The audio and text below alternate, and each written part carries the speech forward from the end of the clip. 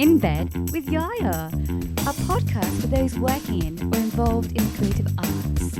So, let's talk a little dirty, let's talk a little clean, let's get under the covers and let's show you what's really seen.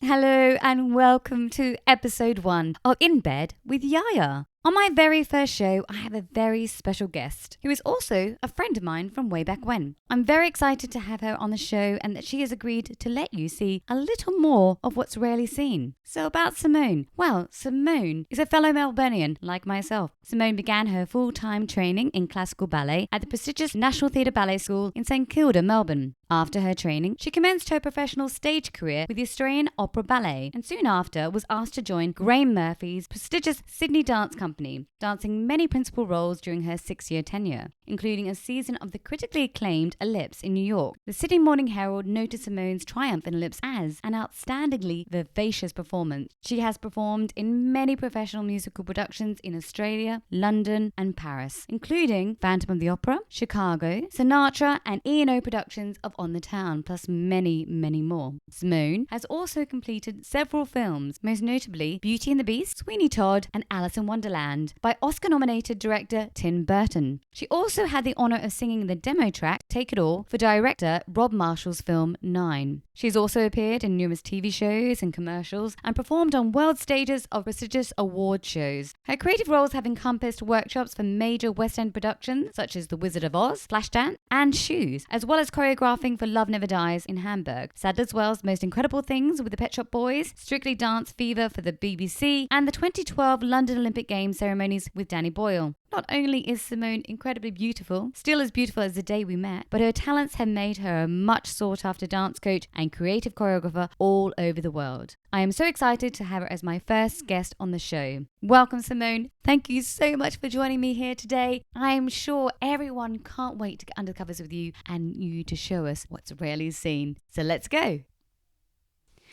So tonight on my first episode, I have Simone Sault, and tonight we're going to be chatting about her morning routines, her nighttime dreams, and everything in between.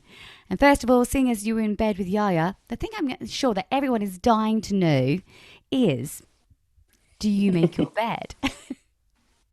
Oh, every day without fail. First thing I do when I get up, my love. Yeah, always As soon have. as you get up, yes. It's just, it's a thing of just routine. And also it's, I tend to think, I start as I means to go on.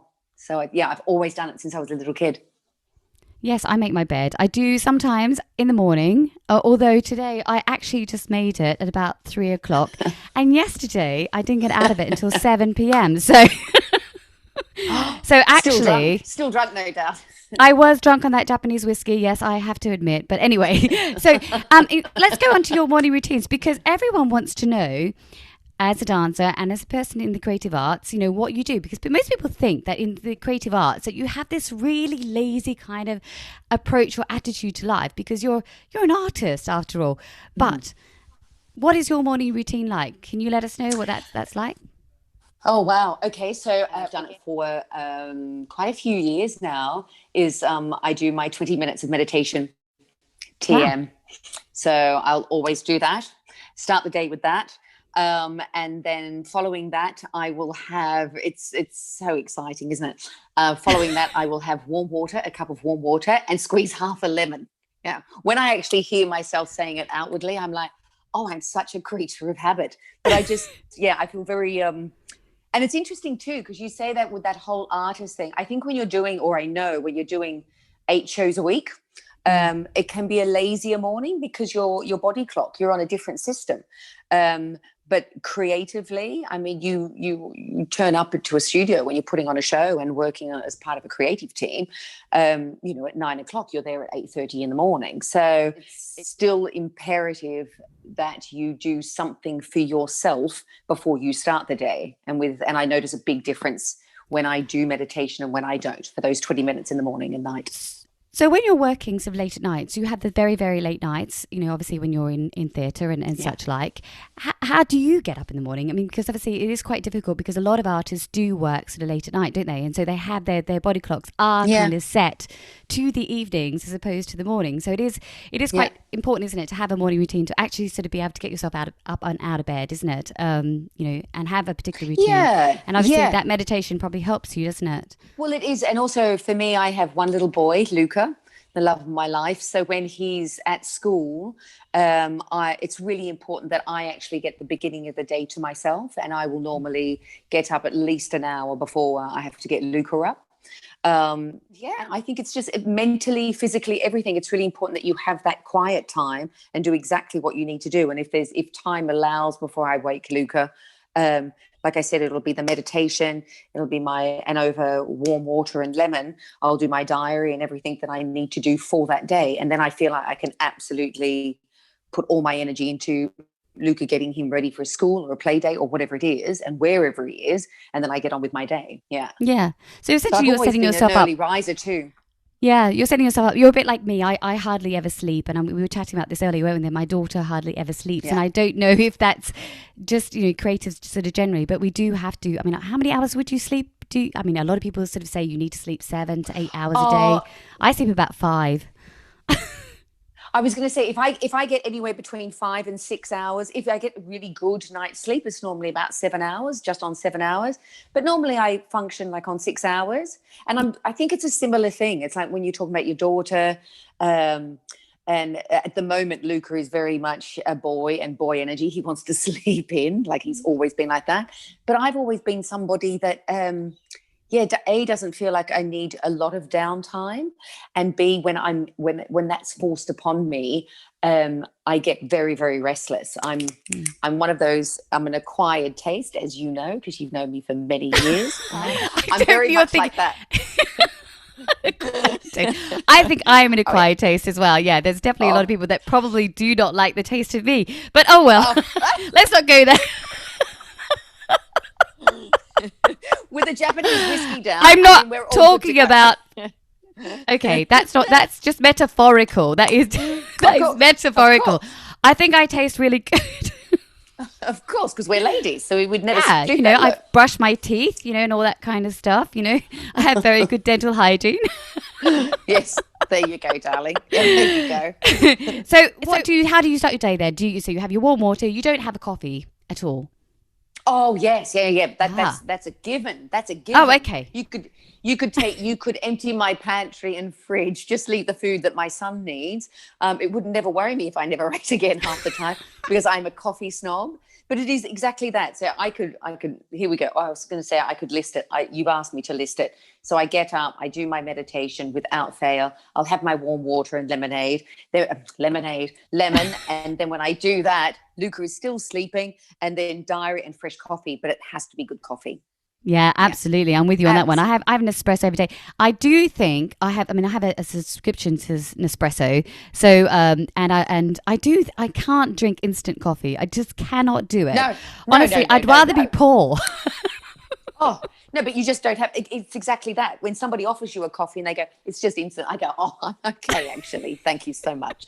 I'll just rather have warm water. But and I've left all my Nespresso, everything's in London. I'm exactly the same.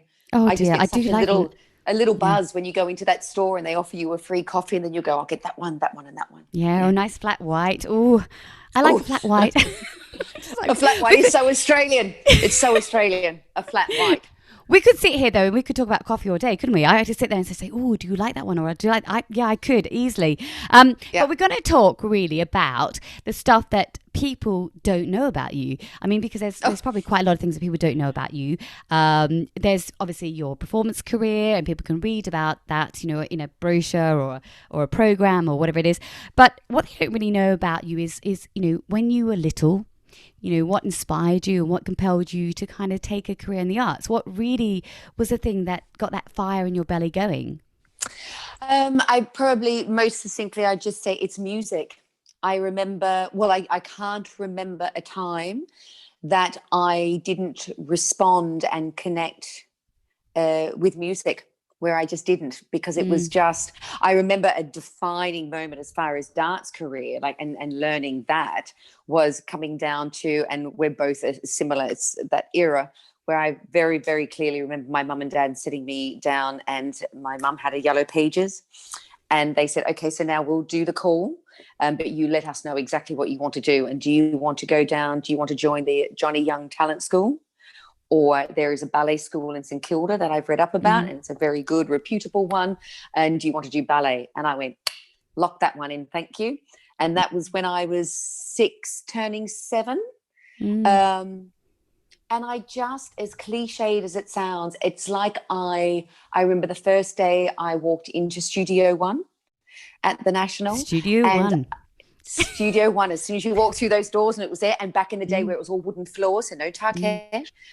And it just, I found my nirvana. It was like, oh, everything makes sense. And that stayed with me.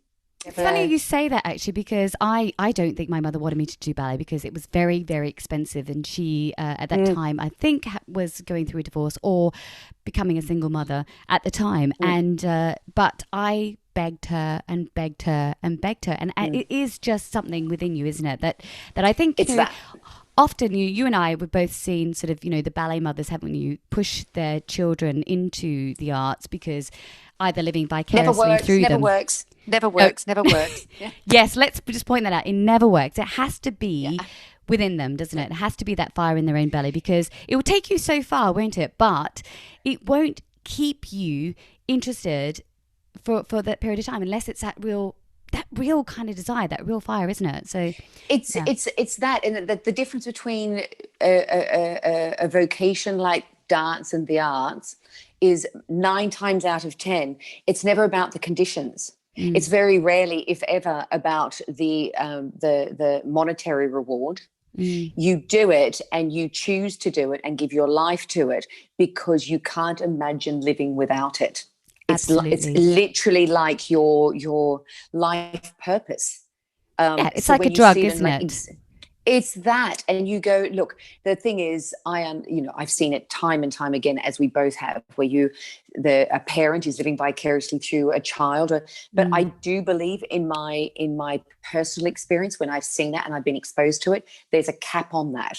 Because it only gets harder. And as you get older, you either have to absolutely put those blinkers on and go, this is what I do, or other outside interests start filtering in, and that trigger is not there.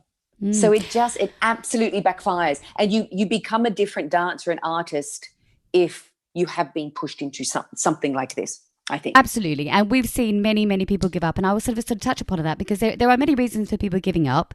And that is one of them, isn't there? I mean, obviously, I gave up through injury, but which was very distressing for me at the time because I wanted it. But my body wasn't able to deliver. And that happens, sadly. People give up because obviously of financial reasons. But sometimes people give up because they just don't have that fire in their belly, do they? But you do, don't you? You do. Look, and that's probably why you've been so active, isn't it? Yeah. And I think that's, I was going to ask you that question, but I think you've already answered it for yourself, because, you have been so incredibly active in the arts for so many years. Pretty much down to the fact that you want it, isn't it, more than most people do? Yeah, I think I mean, look, I believe everyone that is in the business wants it, but it's to me, it's like when I look at my son and I think, oh, there's nothing as more pure than that, or it just makes sense. When I'm working creatively and I'm in the business that I'm in, it just makes sense. And the more shows I work on, the more people I connect with, and the older you get. And it is such a catch-22, because they would always say, you're given the physical ability when you're younger, but it's mentally, emotionally, and spiritually that as you get older and your body's not as agile, or it doesn't want to whack a leg up there, sober at least, you go, oh, it actually makes sense. It's just, and I feel like I'm far more confident of what it is that I have to offer and who I am as a person inside a studio than I am in everyday life. I think I'm an absolute clown in everyday life. I can hardly string a sentence together. But we do like to be like, I think once a performer, always a performer, isn't it? And I think, you do have that kind of sort of, actually, it's interesting you talk about being a clown, because I was reading an article about a guy today, Peter Markey, and he's a very, he's a marketing, chief marketing officer, and they are doing, and a lot of the marketing CMOs are doing like these particular, this was on LinkedIn, these particular courses in improvised comedy, and it was to help them in presentations, but just generally in life as well. And so you do sort of refer to being a clown, but actually comedy is the thing that is quite great in terms of stress relief. It's great in terms of presentation. It's great in all senses, isn't it? And I'm sort of like that on social media quite often. I like to have that inner child, as you do, and I like to behave in a way that doesn't take life so seriously, doesn't take myself so seriously, because I'm a serious person when it comes to business and life and looking after my children and being that kind of person. But I still do believe I can have fun. I can still have that inner child. I still can have that kind of sense of joy and bring that joy to other people, and I think that's what performers and the people in the arts do on a regular basis, don't they? They bring that sense of joy and that sense of fun and that inner child to people who've kind of lost it. So I've always said that I never take myself seriously or in my everyday life, but I do take my job and the industry when I'm in a studio. And also it's that thing of coming from a performing background. It's built on, a majority of the time, it's built on your insecurities. So you're very fragile, and you can, I think there are people that can take advantage of that. But now spending more time on the other side, humor and presenting yourself with a particular persona is a great leveler, an instant leveler of going, I'm allowing you to see me and I see you. So let's work. But there's no hierarchy system, because I just don't think that personally gets the best out of people. Absolutely. I think you've got to kind of be able to be vulnerable, don't you, in every sort of walk of life. Absolutely. And just show your, as you said, you show your authentic self and say, do you know what? I'm not perfect. You're not perfect. No one's perfect, but, just make light of it, really. And we're all going to make mistakes. We're going to fall over. I mean, we learned that very early on in ballet, don't we? It's quite interesting, because I was doing the ENB ballet class today, and she was talking about being centered and taking a risk, and that's what we learned very early on in ballet, don't we? So take that risk, take your hand off that bar, and you might fall over, but that's you the had a whole whiskey point. in the other hand, didn't you? It was the wrong bar. It was the wrong bar. You're like, I'm trying to. I'm definitely unstable, darling. Yes, but it was quite interesting, and I think that's the very, very much the case in arts, isn't it? You learn to take that risk all the time. It's sort of saying, you will fall over, you will make a mistake, but hey, just get up, brush yourself off, and get on with it. I've fallen over so many times, even in my adult ballet classes, and it's quite funny. You just think, oh well. But also too, you have to remember that where, like, when you fell, you got up. And also at the end of the day, right from the get-go, we are asking something that is so unnatural of our bodies. So unnatural. I mean, if we were supposed to stand with a perfect turnout and a perfect first and plie and turn on one leg 3 and 4 times, God would have made us turn. Like, it's just, we're doing the absolute antithesis of what we're supposed to do. Born with point shoes on, darling. Hello, as fortunately I was, so that's why. But yeah, it is. It's exactly that, and you just. I mean, it's that old that adage of down at the National, that sign that we use. Oh, there you go.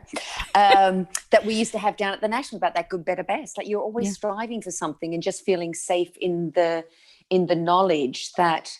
And we'll cover it probably in this conversation, but you go, there's nothing more humbling to continue doing this business and work with iconic people that have exactly these same conversations where you go, really?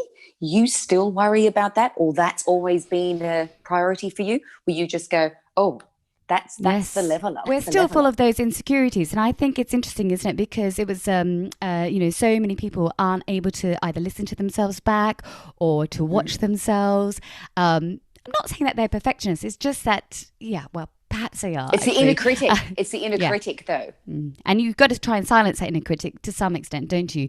But it is very difficult because you spend your whole life, wanting perfection. And I think ballet is very much the highest level, isn't it, in terms of perfection? So, when you have, you grow up with, mirrors all around you and looking for everything that you can do a little bit better. Okay, you're gonna tell me that quote on the back of the National. Go on. Oh, here we go. It's because I've got it tattooed with angel wings on my back, Amanda. That's why. It was good, better, best. Never let it rest until your good is better and your better best. Yay! Isn't that amazing? That's in my head from like 30 years ago. But I used to look at that every day, like we all did. Yes, and it was exactly what we all strived for, wasn't it?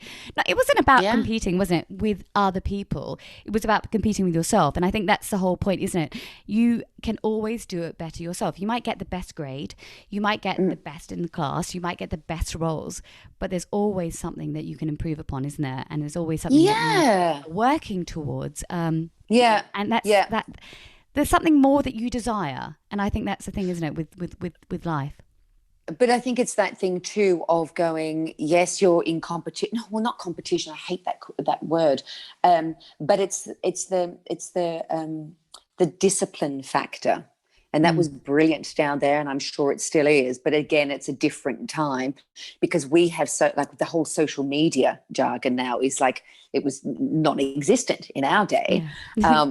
But it's that thing of going that automatically puts a pressure on you because how somebody's presenting themselves could be completely different to what they're like in their everyday life. But it was that thing of just staying passionate and disciplined.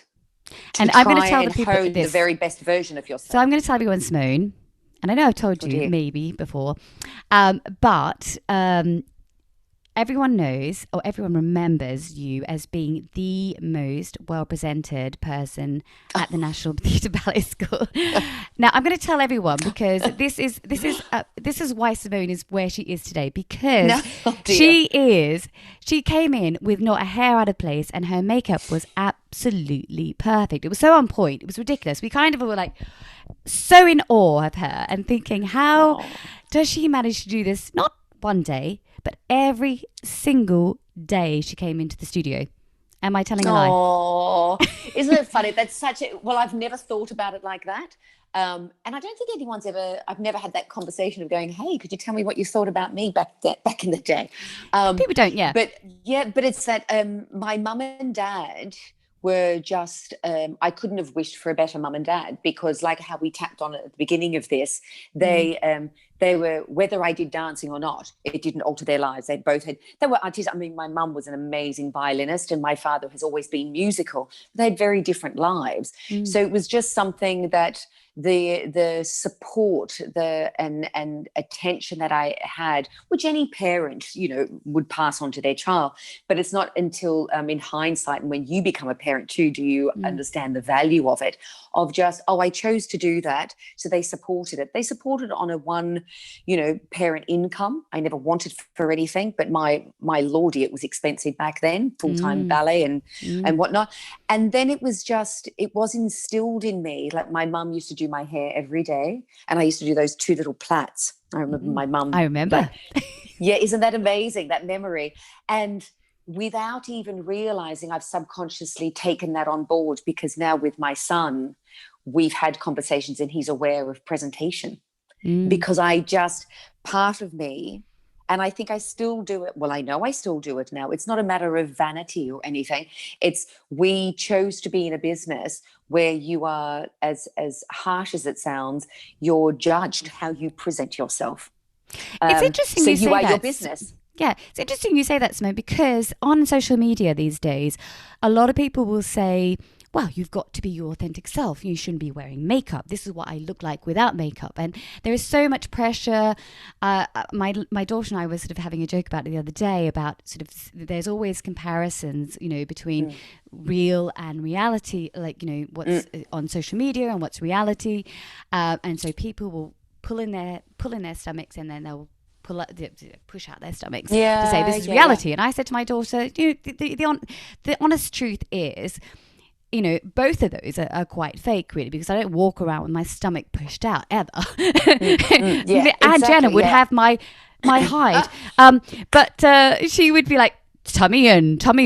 I've always done that, but and I've always put my makeup on. I don't put my makeup on for social media. I put my makeup on for myself, regardless of who people are, who's looking at me in the day. I look at myself, so I do it for me. And it's interesting, I think people are so intent on making a point of you being authentic, and I'm like, well, this is my authentic self. Like it or lump it. I, like you, was brought up to present myself in a way that I was ready for the day. I was ready always for whatever was going to happen, whoever knocked on the door, whatever opportunity came my way. It's, as you said, it's not vanity. It's just a sense of discipline and pride, isn't it? And I think that's what ballet gives you, doesn't it?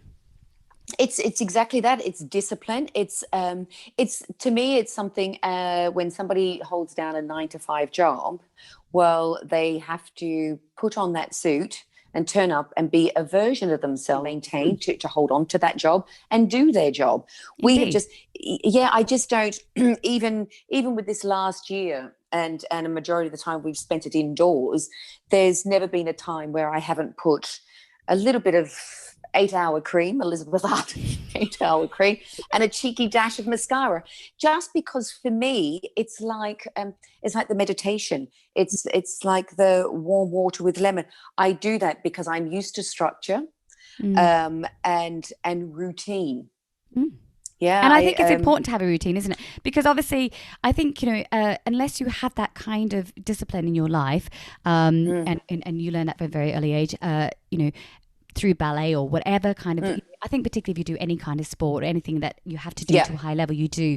But I just find social media quite interesting. There's so much pressure on young kids these days to be their authentic self. And I'm like, your authentic self can be anything. You can be, if you want to edit your photos on social media, go and do it. It doesn't really bother me. I don't think people have to be unfiltered or filtered. They don't have to be anything in particular. They can just be who they want to be. And that's the whole point. I keep on saying to my daughter, you can be who you want to be. If it's not about what other people are putting on you in terms of pressure. Now, because she sees me every day, putting my makeup on and dressing, and, I might go to the school gates looking like I'm going out on a Saturday night, but hey, that's me. But it makes you happy, and that's your authentic self. Absolutely. Authentic alcoholic self, Amanda. What are you saying about me, Simone? Yes, well, everyone knows I like a good tipple. There you go. Don't we all? I think actually I wouldn't be a true artist if I didn't. So I'm just, I'm creating that bias. I'm fulfilling that bias about the artist. Yeah. Although I do not take substances apart from the legal ones. I will sort of, I will say. Yes, reiterate that. Thank you very much, Lee. Anyway, so I'm going to get onto this a little bit about sort of, the arts, in the sense of, like, a lot of people and young people are struggling at the moment. They've got sort of careers that are just pending in the arts. So they're sort of at performance college or whatever it might be. Do you think that they need agents to kind of get a step up in the career, in their career? Look, I think depending on the age and stage of them, yes, I do. But it's always been a catch-22 for me personally, because I coming from a very different world, classical dance, it was non-existent. It was not compulsory. There was no mention of an agent. But then crossing over and wanting to broaden my understanding and knowledge and thirst and hunger for the performing arts industry, moving to London in 2005, I learnt very early on that I did need one, purely as a networking tool of going, it's like anything where you just, you can go, my name is Simone and I've had X amount of years as a classical dancer. I was in one of Australia's most wonderful dance companies, and now I'm here. They go, but can you sing? Can you act? What is it? I don't know you. So for that reason, yes, I think they're good. But at the same time, and half the time it happens with experience and just age, that even from the get-go, if you're 19 and just graduating, I think it's really important that you remember that the agent works for you.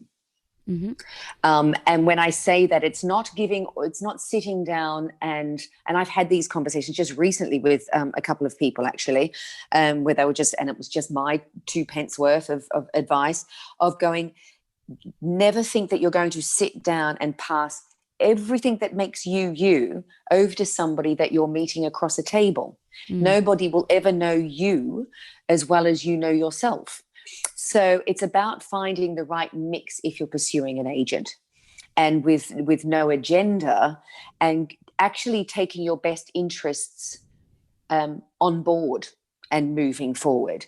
If you feel like, if you're a little bit older and you can do all of that sort of networking and connecting and getting through a door, well, then I say there's no better agent than yourself, because you are your own business. But a majority of the time that won't happen until you reach an agent stage where you've done the hard work.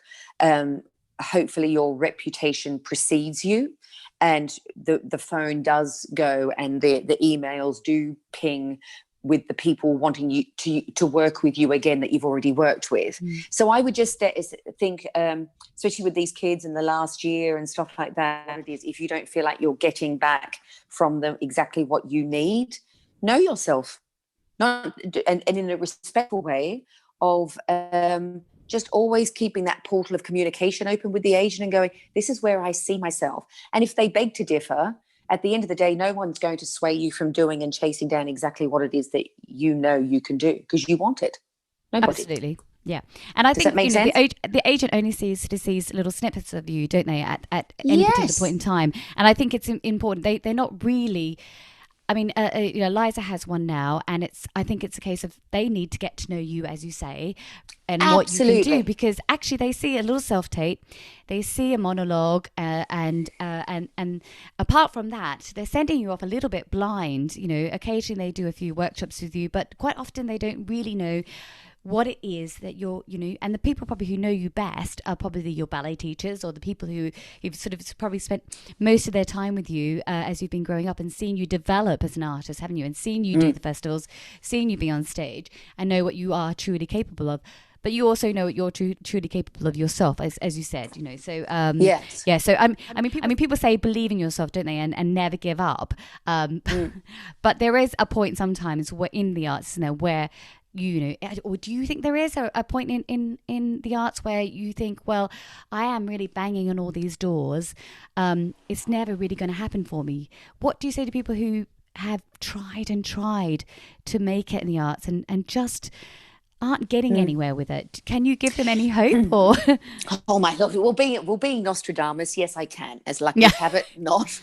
No, again, we're probably both the same, where over the years and most, quite recently, I've had this conversation where a darling girl literally just said, oh, can I speak to you for a couple of minutes? I've just more or less exactly what you've said. I just feel like I'm going down this avenue and this route and yada, yada, and nothing's happening. And I just need, I need you to tell me, do you think I'll make it? And in that moment, I just think, it's Simone. Like, where is it written, and how would it be my God-given right to look at another human being, however successful they think I've been, or whatever? There's way more successful people than myself, but to actually go, oh, I'm going to put a lid, I'm going to put a cap on your desire and what makes you tick. I'm not a fortune teller. However, what I would say is, yes, you have a belief in yourself. We should just have a belief in ourselves as human beings. Sometimes it wanes depending on the circumstances. But in this business, you have to remain realistic. If there are things where you feel like you are applying yourself, and it's happened to me, my lordy, I had more no's than yeses back training and throughout my career. But there has to be a steely, and it doesn't cross over to arrogance or ignorance or ego, but a steely resilience of going, okay, I trust in myself. I trust in whatever it is that you trust in. And it's like me thinking, I love this stage when I was performing, and I love singing and I love dancing. Therefore, I'm going to be on my laurels as far as taking on board all my training up to this certain point. That's the decision I've made because I want to be a lead in every show. So therefore, it should come to me.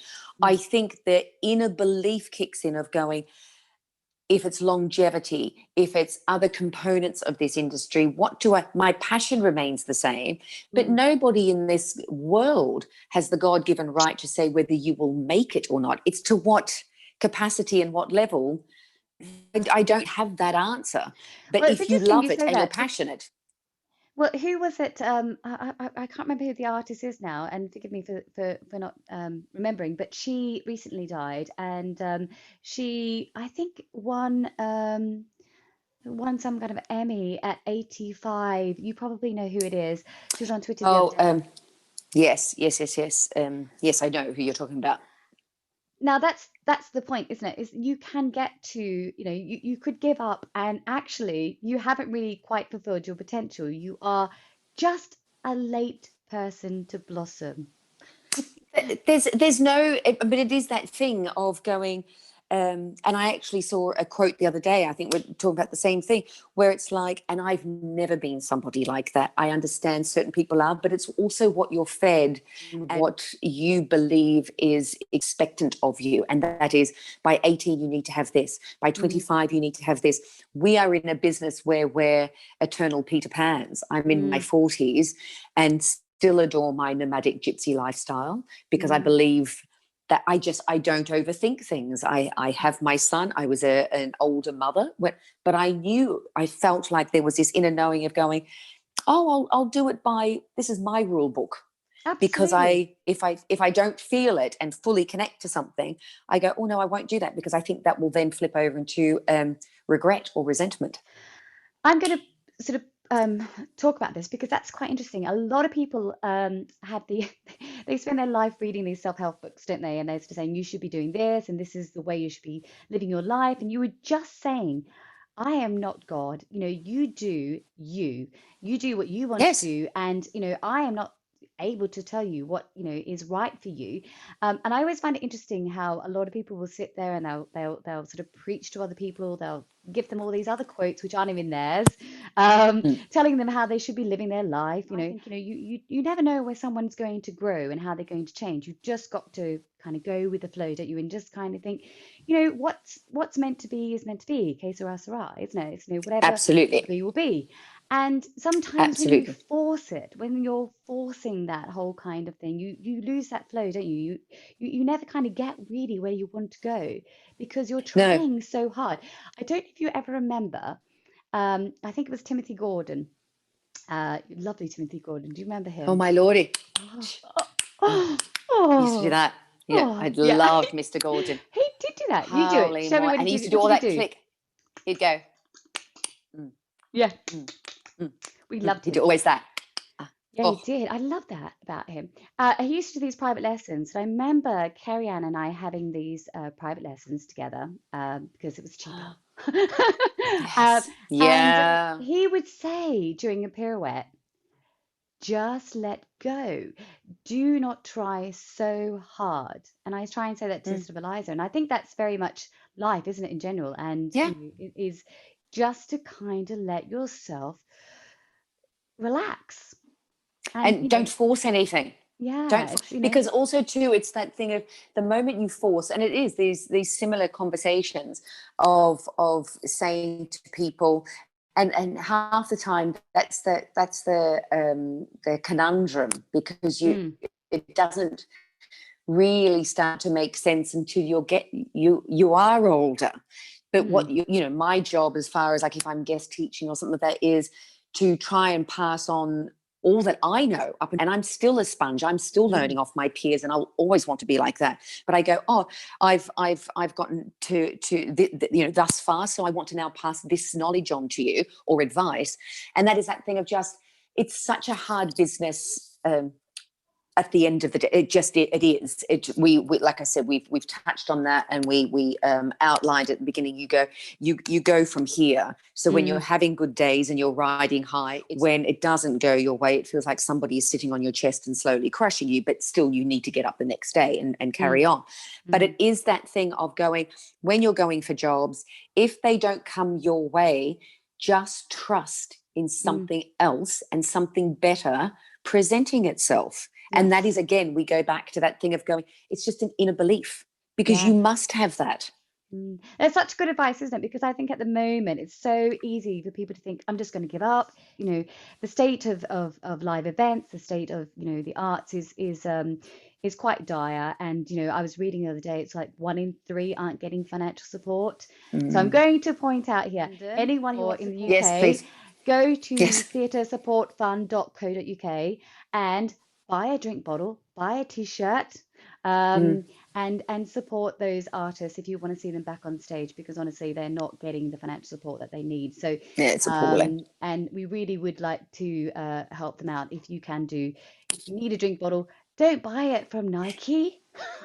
No, but see, the drink bottle's really good, because then you put your Japanese whiskey in it, and you always have to hydrate in a rehearsal room, and everyone's none the wiser.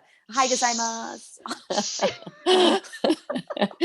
Note to self, right? The hip flask. Okay, they haven't got the hip flask on there, have they? Maybe I'm going to send a little message, you know, to them, instead of saying, where's the hip flask? Have you not heard about the artists? They don't drink water, they drink whiskey.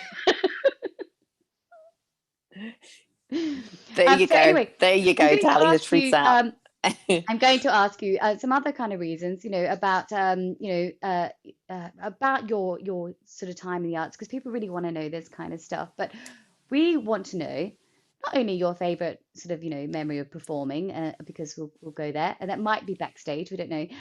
But we all really want to know is what goes on backstage. Everything and anything.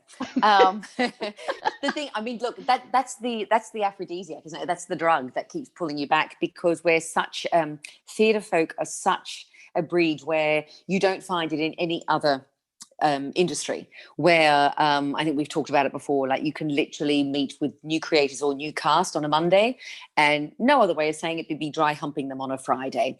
That was, look, it's a slightly different time now, and I understand. No. There you go. Yeah. But it's that, because the thing is with it is, you know, if you're throwing into the mix everything that just you and I are talking about, and that is not taking yourself too seriously, but your art, you're passionate, it becomes part of your DNA to wake up every day and feel a need and a want and a thirst to do something with your life. Then you throw into the mix everything we've talked about as presentation. You are your business. It's your physicality. Is the way that that's your language, that's the way you connect with people. So there's a flirtatiousness, there's a larrikinism, there's a fun, that's the drug. Half the time the show that's going on backstage far outweighs the show that you're paying 200 quid to see out front, because it's structured and it's wonderful. But the real, and again, even in my experience, what's wonderful is to see on stage a particular persona, whether they be a well-known actor, actress, singer, dancer, and then see the flip side of them. That's the value, what goes on behind. And I'm going to come backstage. You bet. I'm going to bring In Bed With YAYA backstage.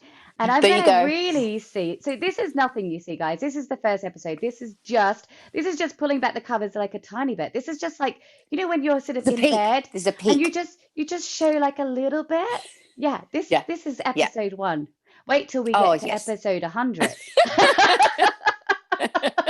But it's exactly that. It's exactly that. And in a similar sort of vein, my mum and dad, when they've been, you know, when they've come overseas and seen shows, they love that behind the scenes, that inside little glimpse.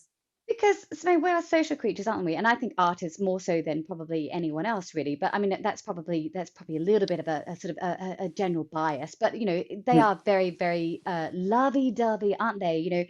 I think sometimes I probably get myself into trouble on IG because I'm always lovely this and lovely that and love you and darling and kiss, kiss, kiss, and heart, Yeah. heart, heart. And actually, I worked with director Jenny Abramsky she was the director of radio at the BBC. Hmm. And she used to sign up all her emails with two kisses, and that's just the way it was. Even in radio, everyone was very, very lovely and Yeah.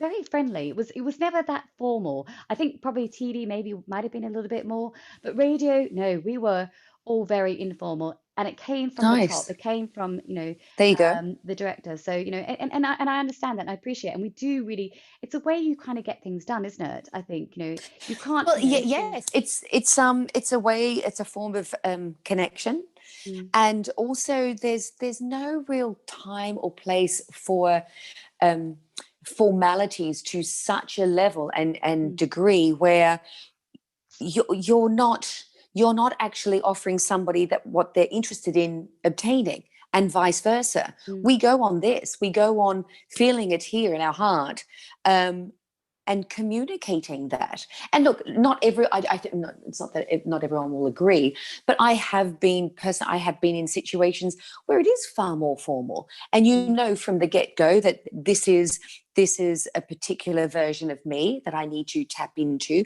to get the job done. But then the flip side of that is to be part of a creative team, for example, where people are only interested in your authentic self and vice versa. Oh my lordy, it's like an out of body experience like a when veil you has been lifted, blend. isn't it? Would you say It's like you're that, yeah. yeah. Mm, And that was, I mean, we'll get into it, but just before the world locked down, that was my most recent experience with the yes. team that I was So working with on a show. let's talk about that because just before lockdown, I mean, you're quite lucky at the moment because you're in Australia, one of the Yeah, very few places that is actually open for business at the moment, unlike yeah, us in the UK. Although yeah, Simone does live in London, but you were yeah. living in New York prior to the lockdown, because I think Working there, yeah. yes, you're working in New York and suddenly opening a new show on Broadway, which was Company, wasn't it? Yeah, And yes, within a yeah, few yep. weeks, you were coming back to, did you come via London or did you just go straight to Australia? I'm not really sure how you did that. Did you come via London So then go back no, home? so I flew back to London. Yeah, so I flew back home, but we were in the midst of. I'd been out there since the beginning of last year, Mm, and we were right. We'd opened with previews, and I think we had, from memory, I think we had four more previews mm, before opening on what was, honestly, it was one of the most coveted tickets, I think, in the history of Broadway, because not only mm, were we bringing back a show that's part of the American A mm, company, so, mm. but about to open on Stephen Sondheim's 90th birthday. Wow. However, the universe had a different idea, had a change of plans. So on the Thursday, that I think it was like the 12th of March, 16th of March. Yeah, I came into the theatre, and we were like, there was a turnaround of about 20 minutes where the director was in and a couple of others, and the stage manager. I went out to get a couple of coffees for us, and by the time I went out to get them, probably 15 minutes, and there was rumours of it, but I don't know whether it was probably a combination of denial with what was ahead of us all. I came back into the stage door and he said, "That's it, we're closed." So Wow. Broadway was an immediate closure, and it was very very Surreal, uh, would you say? uh, so surreal, because Mm, in the space of 24 hours I was on a plane back to London. So wow. it was So you very got on a different. plane that quick? You got on a plane that quick? Because there was, yes, so there was an incredible team that looked after us, because I think a majority of the creatives were all from the UK, Mm, and there was this sense of, like, an ominous sense of going, oh, this is actually it's gaining momentum very quickly, Particularly in New York and at it the time, there feels was a like, lot of deaths, weren't there, at that time? Yeah. Yes, yeah, and you go from having your own apartment with great views and walking to 46th Street every day to going, if I don't need to be here, I just want to be around the people that I love and cherish. So my son was back in London. So it was, the space of 24 hours, they got us on a plane and So would you back say into the UK. that was the pinnacle of your career at that point? You were getting to this point where it was kind of everything that you Oh, dreamt of. yeah. Mm, Yeah, I think so, because it was just not a thing of, look what I'm a part of, but it connected the dots mm, of something that I always believed existed. And that was to work with people that are absolutely at the top of their game, mm, creatively, artistically, but be like you and I, mm, be so readily accessible yeah. and available. It actually made me go, I was right. Very rarely do I feel like I'm right, but Such a privilege. Yeah, such a privilege. I always believed in that existing. Yes. Yeah. And you just must think, "Oh, wow, this is what I've been working towards my whole life." And it's really, really upsetting, isn't it? Because I know that you're just one of many people who have experienced this exact same scenario where you're Mm. at this point in your career, and I have sort of close friends who were doing exactly the same. And it's heartbreaking, isn't it? Particularly for the arts, because there are so many people who are sitting back and saying, "I don't want this lockdown to end. This is great. I'm enjoying it." But there was an MP who was on the other day who was saying, "I'm not about you people who are enjoying this lockdown. I'm here Mm. for the people that can't see the next 3 months, how they're going to Yeah. get through the next 3 months." And I kind of wish I was back in Australia, being able to live my life like you are at the moment. But I Mm. do know that you miss London a lot, and Mm. and appreciate that. I think it is very, very difficult for all of us, and I just keep on hoping. I was looking at Andrew Lloyd Webber on Twitter Mm. saying that they're all ready to go, Yeah. and just dying to get back on stage, aren't they? Dying to Yeah. get back on stage, and Yeah. it's just heartbreaking, isn't it? I never understand, and I have to say this because I'm talking about the arts. I'm not talking about sport. Why the footballers can play. Oh, Hmm. just don't. Shall I not go That's there? another podcast entirely, isn't it? Because it's like, I mean, and also too, like where I am, I love being Australian. I love calling UK my home. So it's not, but it is this conversation that you have, and you only choose to have with like-minded people, because I don't have anything against sport. It's a very, very No, important part of me neither. everybody's life. Absolutely. But it does feel like that there's one set of rules for sport Yes. and a totally another separate set of rules for the arts in particular. Yes. Yes, so without getting too political, I'm going to leave that there, but just Leave leave it you with the there. two words of Australian Open. There is disparity, and that disparity will continue. And the thing is, Yeah. though, the arts are a family, and they always will be, won't they? And they will always try their best to support each other. And I think that's, you've been very Yeah. sort of clear about that, like, what goes on backstage, and how everyone is a family. I think, musicians are the same, their bands are their Yes. life, Yes. Yes. Yeah. artists are a family, it's the same. And it is quite a small industry, don't you think? I think in Yes. some respects, it is quite small. Anyway, so yes, we won't get into the political side of things because we could go on forever and ever about that. What I want to ask you Exactly. though about how do you maintain your energy at this age? Like, Hmm. I'm not saying that you're particularly old, but I mean, you've been performing for Alcohol. a very long Alcohol, time. babe. No, we keep referring to that. It's like we're alcoholics. We're But not. it's We're quite social taxing on the drinkers. body, isn't it, physically? So you must have some kind of sort of, I know that you have your routines in the morning, but, Mm. and you say you get an okay amount of sleep, but how Mm. do you keep yourself physically, energized for this kind of sort of Um, career? It's that thing, isn't it? As you get older, it's that thing of the body won't want to keep whacking it up as high as it always has and whatnot. But I'm also somebody, and everyone's different, but I'm somebody where you go, well, you must lead by example. Because if I'm going to take a rehearsal or be teaching choreography or whomever, but also I know what I responded to back in our day, and it was Mm, the teachers coming over from the Australian Ballet, if they were still practicing principles mm, of demonstrating. It wasn't me standing there and judging, oh, they're a little bit older, so the leg won't, but it's passing on firsthand knowledge and experience, and being and having people be able to go, oh, I can see that they used to be able to do it or can still do it or whatever. So with that in mind, and again, I think it's all connected for me mentally, emotionally, that physically I still maintain like class every second day. Out in Australia, it's a bit different because my routine shifted, but I'll be at the gym and doing their dance classes. I'm not a gym bunny per se, but it's that thing of once I need to do choreography to music, and then I physically feel like Simone. So I don't want to all of a sudden, the older I get, become an older version of Simone. I just want to be the most authentic version at any age and stage. No, don't edit that out. Edit that out. No. But you will be, won't you? It's like me. I think, I will still want to try and do what I could do previously. I don't know. I probably don't do it anyway. Do you know what I was trying to do the other day? You will laugh about this. A friend of ours, you remember Linda, don't you? Who she shared Yes. A post on us doing performance of Tarantella at Government House. And I was trying to show Eliza like a brise, like just brise volley. Yes. Yep. Easy. Like in my mind, I can still do it. Oh yeah, In my mind. totally. Yeah. How did I it went go? to do not very well. Oh. I landed on my ankle, which is very sore at the moment from running. And I was like, so I decided I would hang on to my dresses and show her.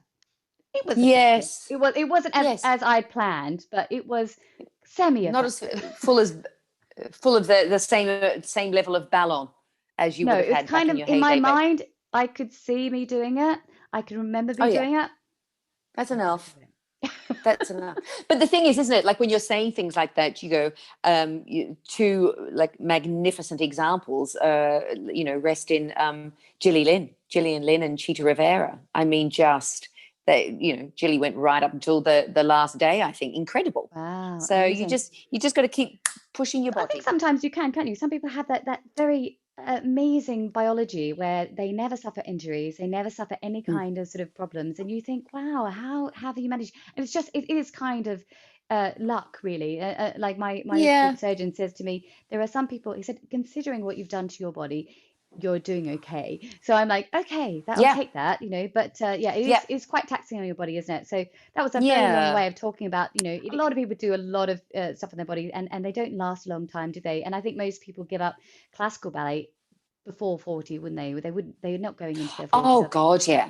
Yeah, No, yeah. no. Although having said that though, they're not as ageist, I think, in the UK. Like, I think and I don't want to speak out of turn, but there's been, the Leanne Benjamins and quite a few extraordinary artists, Ed Mm, Watson, who's just retired, stepped down, and they were all in their early 40s. And mm, honestly, at the peak, like some would say at the peak, as far as artistically, what they offered yes, certain roles. yes, So if the yes. body can do it, I say keep doing it. Absolutely. I'm with you on that one as well. So I'm going to give you some quick fire questions because we are under the covers with Yaya, yeah. So we kind of want to know a little bit about the things that people don't really know about you. So Oh, so I'm going to ask you some very quick ones. Now this one is quite Australian. Duvet or doona? duvet. Oh, good Duvet girl. for sure. Yes, yes. Yes, there you Definitely the go. posher version. Pajamas or nightie? Oh, here we go. Neither. I knew Just you'd I say don't. it. Naked. She's definitely No, naked just always. Yeah. just with a little bit of Marilyn, a little bit of Chanel number 5 Yeah, behind the yeah. ears. Yeah, me Yeah, the too. babes. Oh, and Actually, my retainers, my Invisalign retainers. I got those. I'm terrible. I had them and then I just don't There you wear them go. anymore. I'm just so lazy. I have a fixed retainer now at the back. Oh, People know about that on that's what my I IG need. because yes, but then I'm worried about lisping now because I've only had it just fitted because anyway. Enough No, said of you my don't need to. retainers. Slippers or socks? On Uggs, slippers. Slippers. Do you like slippers? Slip on Uggs. I like that. Yeah, I like them. So I've got those. Uggs. Yeah, little What pale pink Uggs. pale pink? Ooh, mine are just normal Pale natural pink. Because ones. I'm a Yeah. lady. Of course No, you are, because I'm a darling. lady. Can I see them? I want to see them. Where are they? Oh, they're not as pink. Here. Okay. Oh, but you can't judge me. They're quite dirty now. But look, Oh, yes. Where are there you mine? go. I'm going to get you mine. Hang on. Where are Oh, mine? go for it. Oh, I don't know where mine are. I think mine are downstairs. Okay, I'll have to miss on that one. I'll have to There you go. surpass. You can So send me a photo through. I will send you a photo of my Uggs.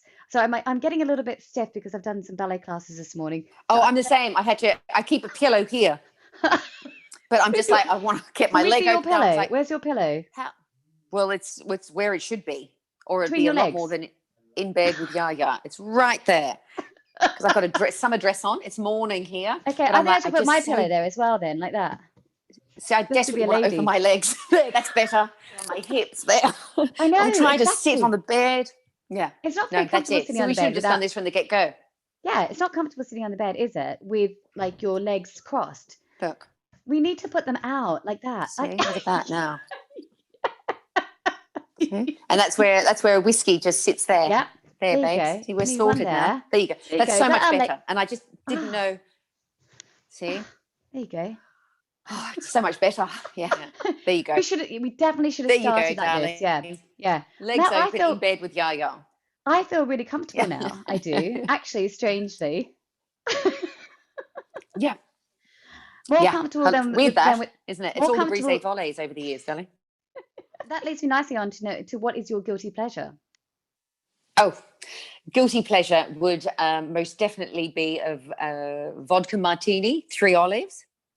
And if I can't get my hands on one of those and all the 3 olives, I would definitely do a Negroni, a New York Negroni. And I got very much into them when I was over there last year. Yes, I'm liking your style. I like a Negroni, although I do add quite a lot of orange juice on mine. On mine. Oh. Are you sure you haven't thrown a couple back already? Keep that vitamin C intake up, baby. I do, yeah. I need all my vitamins at the moment, honestly, because I'm not really getting out and about like you. I'm not getting my vitamin D. I'm not getting my vitamin. I am getting my vitamin C. I need my vitamins. So yes, Negronis all the way. So what is your favorite word? My favorite word is love. Love. I do love that. Everything. I love that. It does, absolutely. And I write a lot of romantic poetry, so and I'm always talking about love. What else is there to talk about? That's what we all want, isn't it? It's the one thing, yeah. It is. So if you could have, okay, and I know that children always talk about this, and I often talk about this with my daughter. She wants to have a favorite superpower, and hers is to be able to turn into anything. Yeah. Mine is to teleport anywhere, because at the moment I would like to go wherever I want to go, because I can't go wherever I want to go at the moment. So I would just like to go, okay, I'm going to interview Simone, Australia. Okay, I want to interview her. Yeah, perfect. Nice. So, yeah, and we wouldn't have any of these connection problems, would we? We'd be like perfectly. No. No, it'd be perfect, wouldn't it? No. Plus we could have there would be no together delay. as well. Oh, hello. And then just suck on 3 olives just on the side, just because we can. What would be my superpower? I would think, I don't know what you would call it, but I have often thought about, and I would love the ability to travel back in time. Time travel. Yeah, time travel, I suppose. But it wouldn't be for, I now want to live in that era, in that period, or it would be to literally be a fly on the wall, or just like prop myself into defining moments in history. Yeah, that sounds great. And what led to certain decisions being made, to be at a dining table when decisions and people in power gave the all clear for this, or whatever it is. I just think it would be incredible just to experience that. And I actually had this conversation a couple of weeks ago with my son, and I think we were talking about superpowers or however it came. And then when I said to him that I would like to do that, I would like to be able to time travel. He said what would be one of the first ports that you would prop yourself into. And I said, surprisingly, I would have loved to just apparently they met at a tree, under a tree. But I would have loved to have just put myself next to this tree and seen the very moment my mum and dad laid eyes on each other. The first time they met, knowing what was ahead of them. Yeah, my father, because my mum was about 14. And what was the age difference? 2 years. So dad was about 16, and dad used to gather like he was, and he still is, he's such the larrikin, and he had all these ditties that I loved. I would be like, when I was small, I think my older sister and younger brother would be like, for the love of God, and I'd be like, Dad, tell me that another ditty. And it was always these quick little limericks and stuff that I just loved, and to this day I can feel and see myself doing exactly the same thing to my son. But he used to, slowly but surely, people would gather around, and my dad apparently would go for hours telling stories and funny jokes and stuff, and my mum turned up to one of them. They'd heard about my dad doing this in this park or something. Yeah. Wow, and And he my was only mum first 16 met at him the like that. time. Apparently. So he was, I know. And you mum was say that 40, he wasn't a more importantly. performer. Okay. You were saying, oh, he had a little bit of musicality. Yes. But hey, there you go. That's where it comes Yeah. from, doesn't it? Yeah. Yeah. So yeah, Yes. as Yeah. they True. say, the apple doesn't fall far from the tree. No.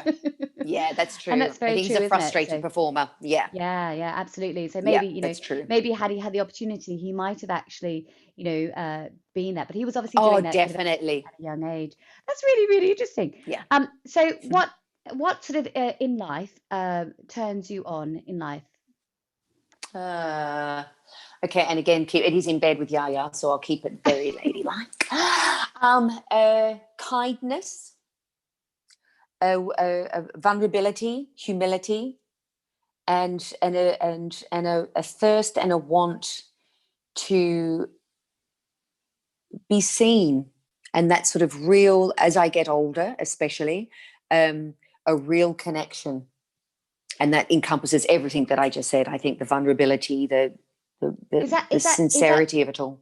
is that to other people? So these you're talking about people. These are people, the kind of characteristics that that you enjoy in another person, or you look for in another person, Yeah, right? Yeah, yeah. yeah, And yeah. also with things, people, places, and things, like the places that I've been, and all of that, where there's um, a humility and a genuine Authenticity about rawness it. with it, Yeah. an honesty. That's the same with music, with film. I just sit there and go, oh, I'm just not really picking up on any pretenses here, and that's wonderful, Mm. because that's exhausting.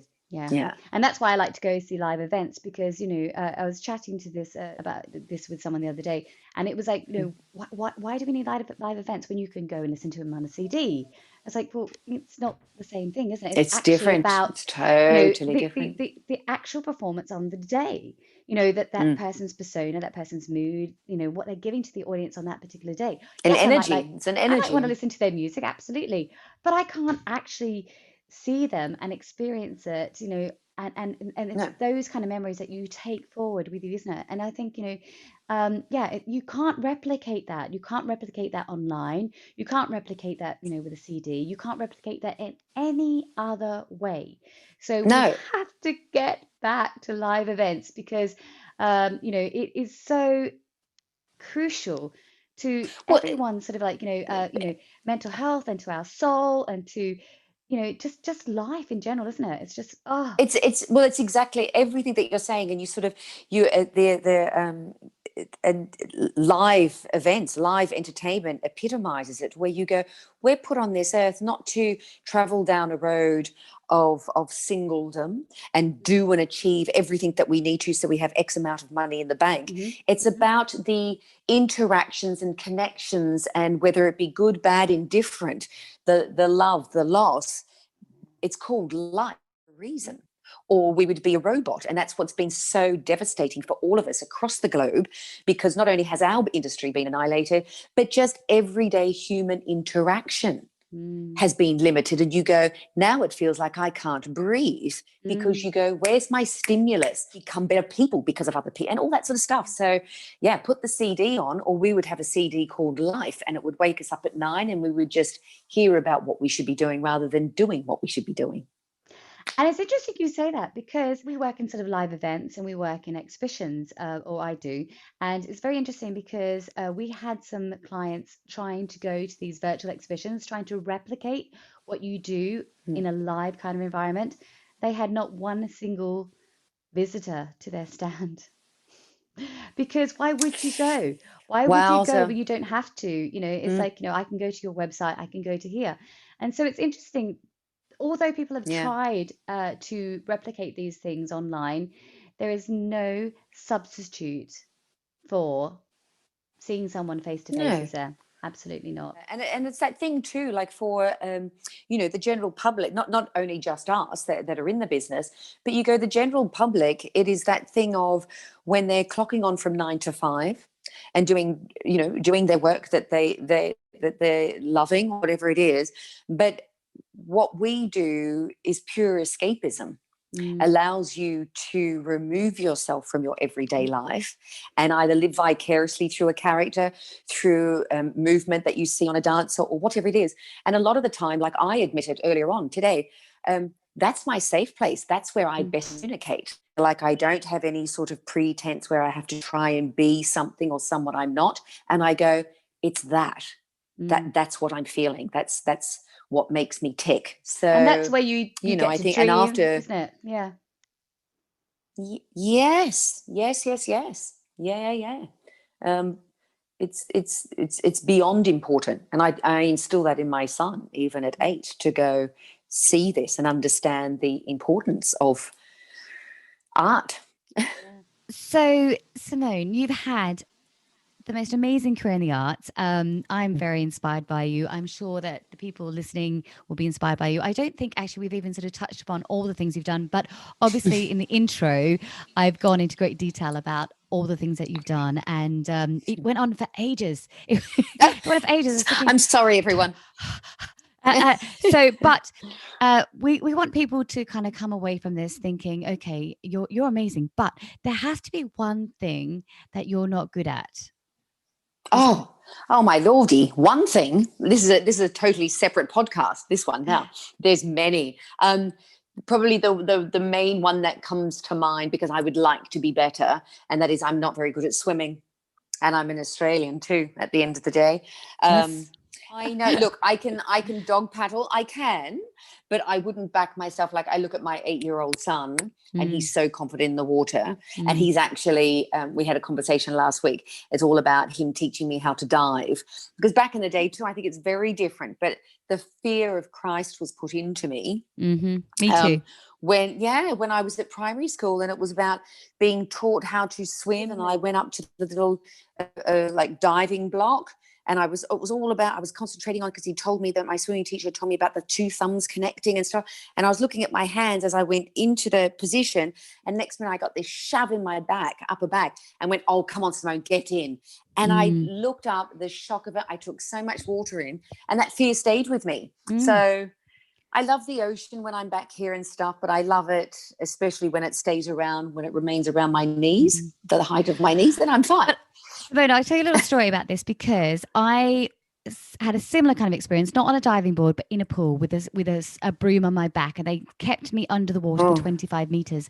And it does put the absolute fear of God in you. And I am surprised that I'm not like you, that I don't actually have a fear of water, because honestly, I used to have nightmares. About going to these swimming lessons. It was just a different sort of way of system. teaching. Yes.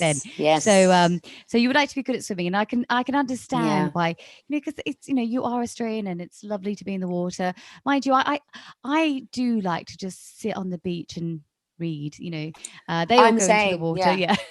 Yeah. I'm not, because it's the whole sand thing, and if it's a beautiful, like last year I spent quite a bit of time working in Abu Dhabi and going to the 6 and 7 star resorts with the pool and the drinks poolside. That's my idea of H2O. All you need to do is swim up to the bar. We've got a very good theme going on here, haven't we? Swim to the bar, sit on the stool. Can do that. That's all you need to do. I can do that, and suck on an olive. Yeah, absolutely. There you go. And drink a Negroni. There you go. Or 2. There you go.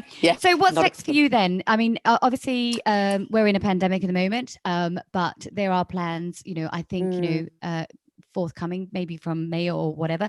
Are you planning on staying in Australia, or are you coming back to London? I'm coming back to London, which is fantastic. As contrite as it sounds, I'm possibly involved with something that's really, really exciting, with exceptional people yet again. So I'm thrilled just to have, and just to open up that portal of having creative conversations again. So that will be my reason for coming back. to London, and then one of the shows I look after, one of Andrew's shows, has been put on the back burner last year when the world imploded, but we're looking at slowly starting audition process for that back in London, and then it'll go off on a big tour the second part of the year. So they're two really nice projects to have lined up, and also just to that one's Andrew's Love Never Dies, Phantom 2. Yes. Mm-hmm. So I'm the associate choreographer on that, and that's it's a beautiful show, and it's one that not only does Andrew hold very dear, but we all do, because it's a beautiful story, continuation of Phantom of the Opera. And the last time we did it actually was in Japan. We put it on in Tokyo, and then America prior to that. So it's coming back and starting a world tour. So that will have a whole new cast. Fingers crossed. That will have a whole new cast with it that you're auditioning for as well. Oh yeah. And we'll audition in the UK, which will be brilliant. Yeah, we'll do it with lots of friends, which will be really nice. So between that and the other project. Hello, yeah, why not? Get YAYA in for sure. No, not me. Yeah, so but just you backstage, darling. Yeah, there you backstage, go. Yeah. So yes, that and the other project will be really nice. So Reasons, probably in the spring, summer. Yeah, so that's May time. Really nice. The UK, so that's when I'll be back there. Yeah. Yes, and we're going to sort of go really grab a drink of our Negronis and our vodka martinis. And, we'll have to have more than one night. Yes. We'll have a martini Monday. Yes. And a Negroni Newsday or New Day, something like that. I don't know. We'll make up one of the days of the week. Yeah. That's how we'll be saying it after 2 or 3. There's a new day called Newsday. Yeah. It's our day, to drink Negronis. I like the sound of it. Negroni Newsday, babe. Yeah, make them up. Exchange news and have a Negroni or 10. Absolutely. So anyway, I'm going to sort of thank you so much for coming into the show and treating our listeners to a very, very special insight into your world, into your life. You've been amazing. You are amazing. I'm sure you're going to continue to be amazing when the world will let you.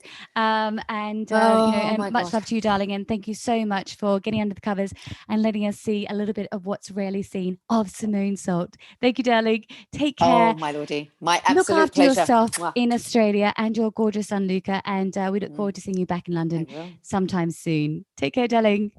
All right, darling. I look forward to it. Bye, darling. Lots of love. Bye-bye. Thanks very much. Thank you for joining me on In Bed with YAYA with my very special guest. If you'd like to see who's coming under the covers with me next, please look out for the news on IG at In Bed with YAYA or on the website at inbedwithyaya.com. If you like the show, please subscribe or leave us a comment, and we'll let you know who's going to be on the show with us next and letting us get under the covers and showing you what's rarely seen. Bye for now.